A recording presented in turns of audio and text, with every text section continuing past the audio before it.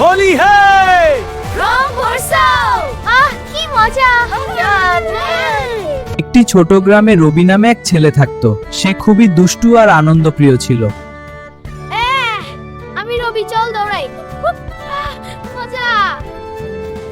হোলির সকালে রবি খুব ভোরে উঠে নতুন কাপড় পরে বাইরে বের হলো। চারদিকে সবাই রং নিয়ে খেলছে। রং লাগাও। আজ হোলি, খুব ভোরে উঠেছি নতুন জামা পরে। ওয়াও, সবাই রং নিয়ে খেলছে। হিহি, মজা। এই যে রাহুল, মিঠুন আর সোনা এসে গেল। এই রবি, আমরা এসে গেছি। হ্যাঁ, রং আর পিচকারি সব রেডি। হ্যাঁ রবি, একদম রেডি। আমরা সবাই রেডি। চল শুরু কর। চল চল রং খেলি। পিচকারি দিয়ে ছিটাই।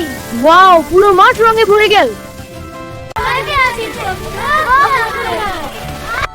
এসো সবাই রং খেলি। হ্যাঁ, রং লাগাও। আমরাও এলাম, ঢোল বাজছে, সবাইকে রং দিচ্ছি। হোলি হে রং বর্ষাও। কি মজা। এলো রে হোলি এলো রে, রং খেলবো সবাই মিলে, রং খেলবো সবাই মিলে।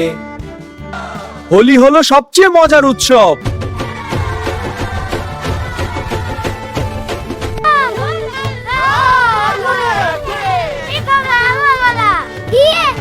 এই উৎসব সবাইকে একসাথে আনন্দ করতে শেখায়। খেলবো সবাই মিলে, আনন্দ করি।